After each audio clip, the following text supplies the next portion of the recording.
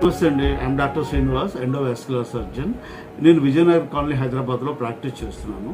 నా దగ్గరికి చాలామంది పేషెంట్స్ వస్తున్నారు. వాళ్ళలో నేను గమనించింది ఏంటంటే ఈ వ్యారికోజ్ వెయిన్స్ సంబంధించినటువంటి ప్రాబ్లంతో లేట్ స్టేజ్లో వస్తున్నారు.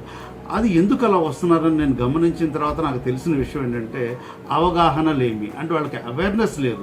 మాకు ఈ ప్రాబ్లం వచ్చినప్పుడు మేము ఎవరి దగ్గరికి వెళ్ళాలి, ఎవరికి చూపించుకోవాలన్నది మాకు తెలియట్లేదండి. డాక్టర్ దగ్గరికి వెళ్తే వేరే ఏదో మందులు రాసిస్తున్నారు కానీ తగ్గట్లేదు.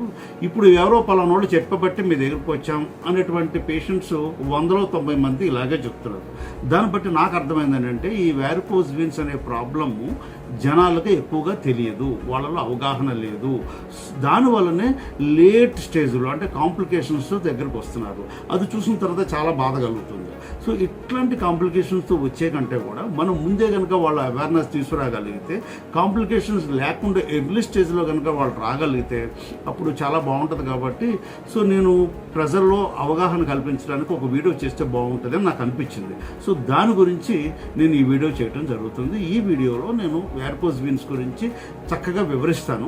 దానికి సంబంధించినటువంటి ఏదైనా సందేహాలు ఉన్నా కూడా మీరు తర్వాత ఈ కామెంట్ రూపంలో మీరు అడిగితే దానికి నేను సమాధానాలు చెప్పడం జరుగుతుంది, లేదా మీరు డైరెక్ట్గా నన్ను అప్రోచ్ అయినా కూడా పర్వాలేదు. సో ఈరోజు మనం వ్యారికోజ్ వెయిన్స్ గురించి డీటెయిల్గా చెప్పుకుందాం.